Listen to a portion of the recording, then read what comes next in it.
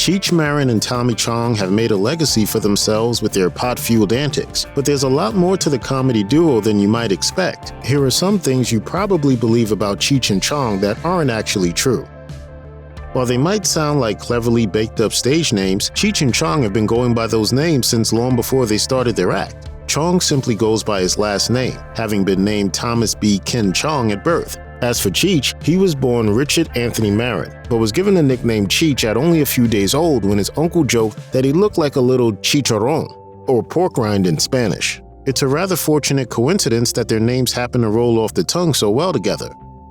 While it's hard to imagine Cheech without Chong and Chong without Cheech, both had careers before they crossed paths and joined forces. Before he got into comedy, Cheech Marin was an amateur musician and writer. Born and raised in Los Angeles, he moved to Canada after college to escape the Vietnam War draft. While living in Alberta, he apprenticed with a well-known potter and had a gig delivering carpets in Vancouver when he met his comedy partner. Meanwhile, Tommy Chong was a serious musician long before he started incorporating comedy into his work. In the early 1960s, he played guitar with a band called The Shades, which changed names several times before Chong left the group, co-operated a nightclub in his hometown of Vancouver, and later helped run an improv comedy club with his family. When Marin and Chong finally met in 1968 and began performing together, it was initially as a musical act performing at Chong's family's club. But audiences found the casual, easy banter between the two men so funny that the pair decided to pivot toward comedy. Marin told Rolling Stone, "We started in a strip bar that Tommy's family owned in the worst part of Vancouver. He wanted to do improv theater, but he wanted to keep the topless element at the same time in order to preserve the audience that was already there. So it became topless improv, hippie burlesque." If you had met Tommy Chong in the early 1960s, you probably wouldn't have recognized him with his crisply pressed suit and carefully styled hair, a far cry from the look we know him for today.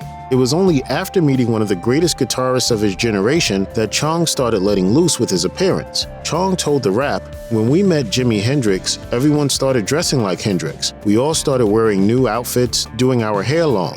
And I changed so radically that when I got back to Vancouver, they wouldn't let me back into my own club because they didn't recognize me." Chong didn't take very long to grow into his new look, embracing the drug-using, freewheeling lifestyle of the mid to late 60s to such an extent that it's nearly impossible to imagine him without it. Thousands of fans were introduced to the comedic stylings of Cheech and Chong through the 1978 cult classic Up in Smoke, the tale of two pothead buddies who get chased down by cops for unknowingly smuggling a van made of marijuana across the US-Mexico border. The film was a runaway success, earning over $100 million at the box office on a $2 million budget. By that point, however, the pair had already established themselves as a successful act. Cheech and Chong released 5 studio albums between 1971 and 1976, 4 of which were certified gold. Their self-titled debut record sold impressively for a debut effort, and their second, Big Bamboo, peaked at number 2 in the Billboard 200 charts. Their 1973 album, Los Cochinos, won a Grammy Award for Best Comedy Recording. The pair's hard work on the comedy circuit made them an act to pay attention to, but their movies, including Up in Smoke, Cheech and Chong's next movie, and Nice Dreams, enhanced their profiles to legendary status and brought in a slew of new fans.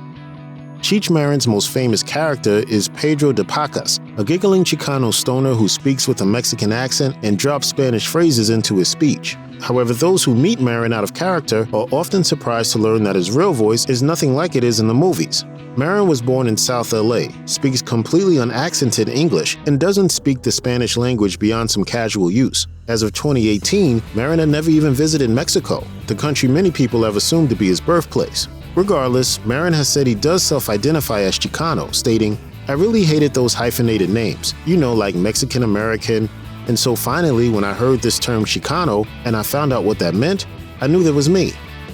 Given his fictional history in Up in Smoke, one might assume that Cheech Marin has been partaking in pot from a young age. I've been smoking since I was born, man. I could smoke anything, man. On the contrary, however, Marin's early life was clean and completely drug-free. Marin's straight-laced childhood likely has to do with his father, who was an officer with the Los Angeles Police Department. As far as he can remember, Marin's first experience with marijuana was at a party during his first year of college, when he decided to take a puff of a joint that someone handed to him. It proved to be quite the consequential decision, as Cheech would soon find himself building a career based almost entirely around the consumption of cannabis. Even though Cheech Marin is most famous for acting perpetually stoned, many of his most iconic performances were exactly that, an act. While Marin is a proud user and advocate of cannabis, he was rarely, if ever, high while actually performing, as he actually takes his art quite seriously. According to the Rap, he has said that he, quote, didn't get stoned making the record and was never stoned on stage. Marin describes his approach to acting and performing as disciplined and concerted, saying that the reason he comes across as so laid back when in character is because he works so hard to portray that persona. When seen out of character, it is easy to believe that he means it. Marin comes across as present, poised, and sharp, a stark contrast to Pedro, who is usually confused, giggling, and anything but serious about the world going on around him. While Marin prefers to keep his mind clear while the cameras are rolling, Tommy Chong doesn't quite share the same reservations. Known to toke up before a performance, shoot, or recording session, his smoking habits aren't much of an act at all. Chong has admitted as much himself, telling the Rap, "I've gotten high every chance I get. Up in smoke, still smoking, next movie, it's part of my routine, and I couldn't have done anything, the records or the movies, without the assist of some good bud."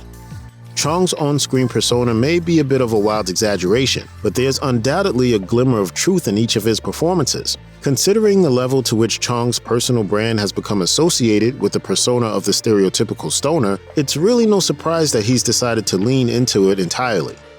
In 2003, the United States Justice Department launched Operation Pipe Dreams, a DEA investigation that targeted 55 businesses for illegally selling bongs and pipes. One of these businesses was Nice Dreams, a glass company started by Chong's son, Paris, that Chong had promoted and invested in. Along with multiple fines and asset seizures, Chong took a plea deal. He pleaded guilty to one count of conspiracy to distribute drug paraphernalia, in exchange for no charges being brought against his wife and son. He was sentenced to 9 months behind bars at the minimum security Taft Correctional Institution in California. More often than not, when someone is sent to jail for the business they run, that business is done for. But that wasn't the case for Tommy Chong. Today, Chong is a part of several different cannabis-affiliated businesses, such as the online retailer of pipes, water bubblers, and bongs, and other paraphernalia known as Cheech and Chong Glass, and the Chong Bong, a website that offers a $5,000 decorative water bong so popular and exclusive that it is often sold out. Chong didn't seem to mind his time in federal prison very much at all, and actually described it in pretty positive terms following his release in 2004. He even made lasting friendships, including with Jordan Belfort, the stockbroker who would later be portrayed by Leonardo DiCaprio in The Wolf of Wall Street. In fact, it was conversations between these two prison buddies that apparently led Belfort to write the memoir that became the basis for the hit Martin Scorsese film. Chong has described Belfort as, quote, a little crooked, but a genius. While incarcerated, Chong spent time writing, reading, exercising, and was seemingly generally at peace with his situation. Take advantage of your solitude, because that's very important. When you get a chance to be alone, man, that's a very important time. More recently, Chong has gone as far as to later offer consolation to other celebrities destined for relatively short minimum security prison stays, such as when he said Lori Loughlin and Felicity Huffman should relax and not worry about their sentences for their roles in the college admissions scandal. Cheech Marin may be best known for playing a dumb stoner who gets himself into all sorts of trouble due to his drug-addled mind, but that character is a product of disciplined acting, not a reflection of his true self. In reality, Marin is a college-educated polymath who collects art, writes books and music, and has produced, directed, and starred in dozens of screen, stage, and audio endeavors. He's even won multiple episodes of Celebrity Jeopardy! Marin has dedicated much of his life to promoting Chicano art and cultural contributions, serving as an outspoken champion of the often underappreciated work by the community with which he identifies. Now in his mid-70s, he is a father of 3 and remains active in film and TV production, in live stage work, and in his many other pursuits. Twice divorced, Marin is now married to Natasha Rubin, a celebrated Russian-born classical pianist and accomplished artist in her own right.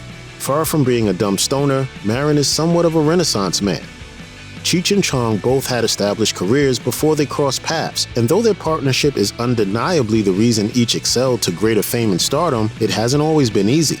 In fact, the two had a falling out that lasted for decades. They barely worked together from the late 1980s to the early 2000s, not truly making amends until after the end of Chong's 2003 stint in prison, and not really working together again until they reunited for a tour in 2008. The main reason for the personal and professional schism that formed between Cheech and Chong had a lot to do with their work.